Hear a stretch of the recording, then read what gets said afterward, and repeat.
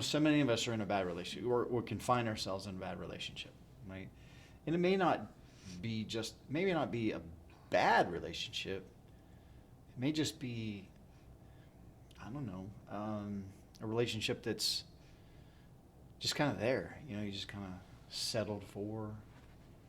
So, um, I think something that I learned is not every relationship is necessarily meant to be forever. And it took me a long time to kind of get a grasp on that. yeah. Like, so, like, how did that play out in your life? I mean, where did that kind of become apparent, I guess? Well, probably when I met you. Yeah. Yeah. After going through my divorce and thinking that was supposed to last forever. For me, so when I was married 22 years, met, we met when I was 18, and we got married like 2 weeks after I turned 21. And there were a lot of things that came into play. You can look back and say, oh boy, I never should have got married when I was that young, and you hear all these, people's stories like you don't know who you are, but every situation is different. Absolutely. I think those young relationships can last, but Yeah. they're not all supposed to last forever, in my opinion. No, I agree. So I think that you know everything has a life cycle. Some things are it doesn't weeks, months, years, and some are for a lifetime.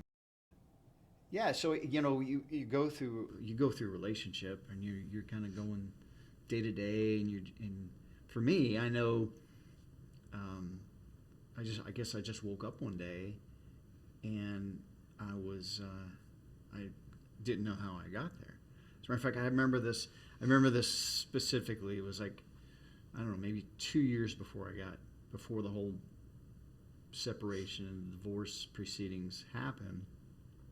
I drove home from work one day, and I pulled up in my driveway, parked my truck, and I always used to kind of sit in my truck and just quiet, decompress, because transition from work and going to the house, and looking back now, it's like I think I was just preparing myself because I just wasn't happy, you know.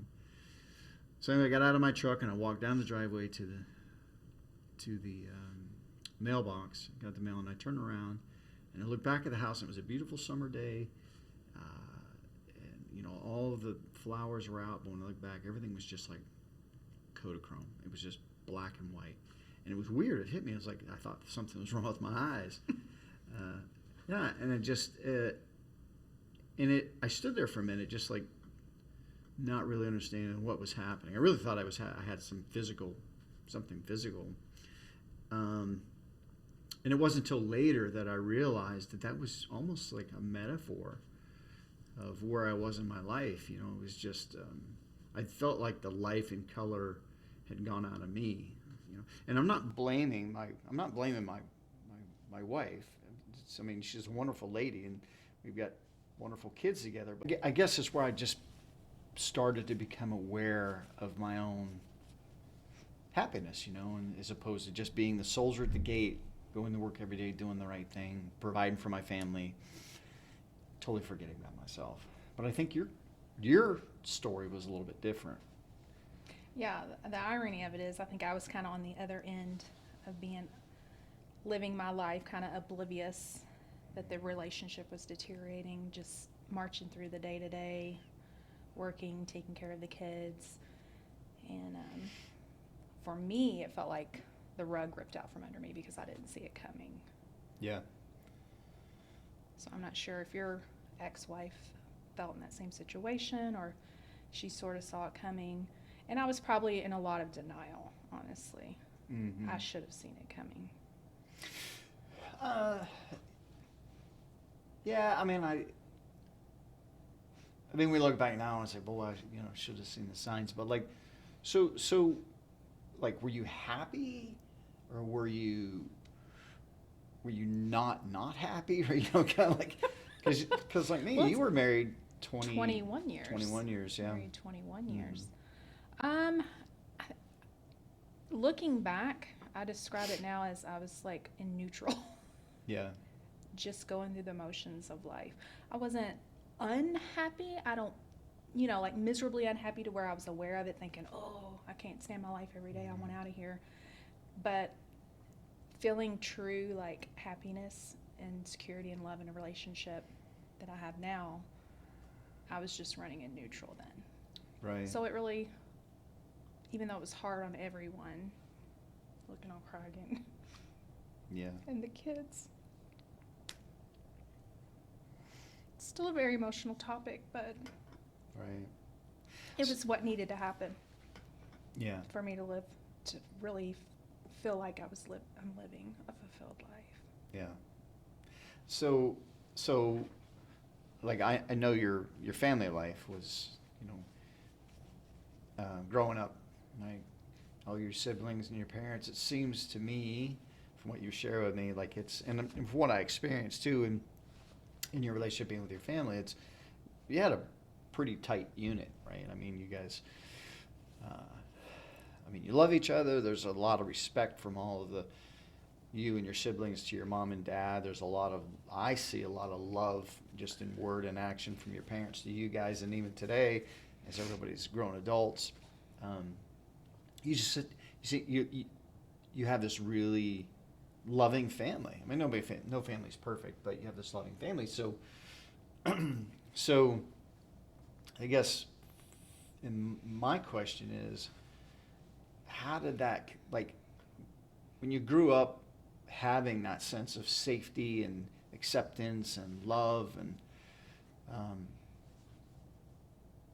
and then you're in a marriage where you just feel like you're existing, or is that a good comparison, or do you think it was just, it happened slowly over such a long period of time, almost like the old proverbial, you put the frog in the pan or a pot of water and stop boiling and it doesn't realize water's getting hot until it's boiled. Yeah, Bold. exactly it.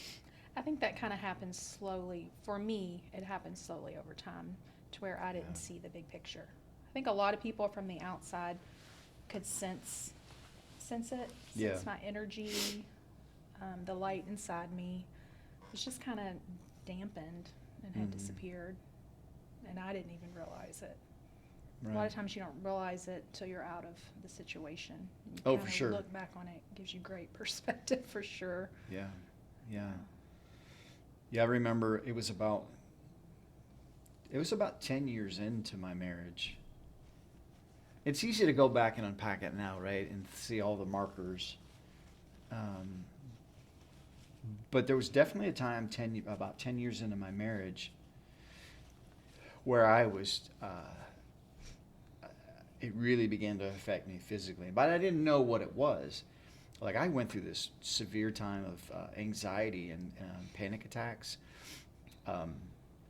One time it was so severe, like I literally didn't sleep. I hardly slept for like 10 days straight. I kind of felt like I was having a nervous breakdown. And I went to doctors, and I was going to a counselor and trying to understand, like, what is going on with me. Well, I can look back now and see there was this fragmentation, between being true to myself and being in a situation where I was just totally unhappy, but I didn't understand it.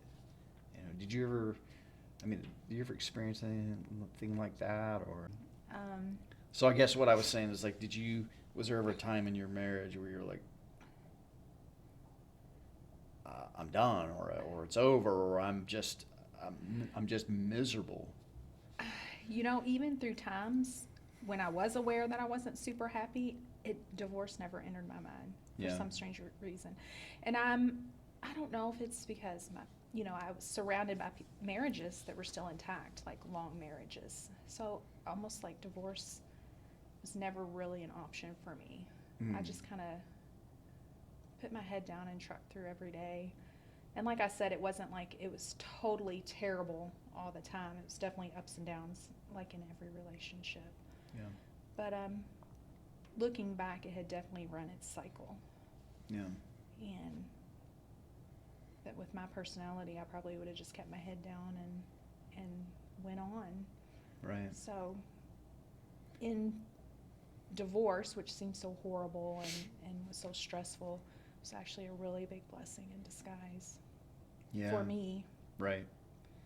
You know, and that's funny because it kind of that it's like completely taking away and we can talk about it in the sense of what we went through, but you know, there's all these other inputs, right? So you have the whole social or cultural expectation that is placed on each of Oh, us. absolutely. You and I grew up in different states and completely different. Yeah, It feels like a failure, yeah, and you're embarrassed. yeah. It's hard to unpack like 22 years of marriage, right, in a conversation like this. Yeah. But I mean, it's critical, right? So it's like, I don't think you can really talk about. I don't know. It's like you really can't talk about what it takes to have a good relationship until you can really talk about, I don't know, the things that happened in the past, maybe the relationships that were in your life that didn't work out. I don't know. But I had a thought when I was going back to the whole social pressure, whether it's family or maybe your church or whatever, or friend groups or work. But I remember when I finally made a decision that I couldn't stay in my marriage anymore. And this was, I'd spent a year and a half with a counselor, just one-on-one, like every week, maybe twice a week sometimes, just trying to get to, I guess, the question, and I'll talk about that in a minute, but I remember the first time I told my dad, and I got up the courage and I called him, and he lived 700 miles away. Now, him and my mother had been married at that time for 50 years. And they got married young. They got married, I think mom was 19, dad was 18. And, got married young, and certainly they had their issues. But I remember calling him and saying, "Hey, Dad, I'm going to do this. This is where I'm going." And he was silent for a minute, and then all of a sudden he just got really angry. And he's like, "This isn't about you." He said, "This is about your kids." And he goes, "You in the old, you made a commitment. You stay in that commitment. You gave your word. This is what you do." And there's a lot of like pressure and guilt, because that is the way my dad raised myself and my brothers. Was like, you give your word. It's the only thing you have, and you stick to it. Well, I also knew that watching their marriage for certainly over 50 years, it was just rife with abuse and neglect and fighting, and they just all the things that I didn't want to be in any of my relationships. And I remember I told him, I said, he said, "Look at me, look at your mother and I. We've been married 53 years. He said, I could have left her, but I didn't. We stuck it out." I was like, "Dad, if me staying in my marriage means having a future in marriage like you and Mom's, I don't want anything to do with it." Yeah. He didn't like that. That had to be really hard. He did not like that. Pissed him off, right? Yeah. But I felt like it was the first time I was finally giving myself a voice. Yeah. Right. I mean, ultimately, you have to be true to yourself. You have to embrace the uncertainty, face the fear. Yeah. Because in the end, I feel like it does show your kids resilience, and it's better for them to see you happy. Right. Yeah, I remember my counselor. I journaled all the time, but I'd always take notes when he would talk. And the only reason I remember is because I wrote these things down. And I remember when I sat down and I was looking for a counselor. I had met with 2 or 3 different ones, and it seemed like when I shared with them what my story was or what I was struggling with, they all seemed to have this sense of, let's work together, but they almost had this sense of preconceived outcome. Maybe because a lot of them were religious based. It was like, Probably. it was always against the mirror or the reflection of what does God say. And so ultimately, if you follow that based on their beliefs, it was like, you got to work, you got to fix the marriage, you got to fix something, right? So it's like you stay in there, and I'm not against that, but it felt almost predetermined. Does that make sense? Yeah. Yeah. Yeah. Well, I feel like you attempted to fix it. You went through the steps. You went through the counseling. Yeah. Because I think counseling, there are relationships that maybe just need some counseling. Get people on the same page. Oh, for sure. Get them communicating. Because that was definitely one big thing. We did not communicate at all. So what do you mean? So like, Um, you didn't talk at all, or like? no, we didn't talk in depth about the big stuff or about our feelings. We just shut it down and move forward. And that's kind of how I was with everything in the relationship. So I think that's why I was kind of oblivious to the deterioration that was going on around me. That's interesting. So was that like in your home, in your family growing up? Was it different? Like, did your family communicate a lot, or was it similar? I mean, there was love shown and all that, and I felt loved. I don't know if we talked about the deep subjects in depth. Yeah. So, I mean, it could have been a combination. I mean, it was definitely a combination of both of us, I feel like, as far as the communication. And then he would say a lot when I would try to communicate some, which I'm not putting this all on him. I'm not saying I was some great communicator. I'm still learning every day how to become a better communicator. And you've helped me with that big time because you're obviously the talker and the communicator. I'm more of a feeler and just kind of step back. But he would say, I don't want to fight with you. So why are you tearing up? No, I just love No, we're both criers, very emotional. But yeah, so I kind of feel like a whole side of me in this relationship, it's just so different. So Do you feel like you just kind of grew apart oh, definitely. through not communicating? And I think a relationship that starts out so young, you definitely need to grow together or you're going to grow apart. I'm not saying you got to become the same person, but you definitely have to grow together, in my opinion, or you're going to grow apart. Yeah, it's actually something I never really thought about asking you before until now. It's like, so I hear you. What you're saying is like, you really didn't communicate about things. So given everything you know now, do you feel like if you and your former husband communicated, or at least try to attempt to communicate on the level maybe like we do, or like you do now, do you think things would have been different, or do you think that it would have just illuminated? I do think things would have been different. Yeah. But I still think that relationship had a life cycle. I'd never looked at relationships like that before. Yeah. And I don't think it was meant to be for my entire lifetime. Yeah, that's a really good point. Yeah, right. And I think that really kind of that really kind of goes for so many, right? There's so many. It has so many implications in life, right? There's a life cycle to seasons of a career. There's life cycles to friendships. I mean, I could think of some of my best friends growing up, right? It's not that we're not friends today. You go in different directions. So everything has a life cycle. Yeah. And we tend to think that, I know I used to tend to think that, well, family relationships, or marriage or intimate relationships should always last. They're meant to be forever. Oh, that was always, yeah. Yeah, but like that's not the little necessarily fairy true tale either. in my head too. Right. But I've learned that letting go can be a really good thing. Yeah. And embracing your future and moving forward, because sometimes better things are coming.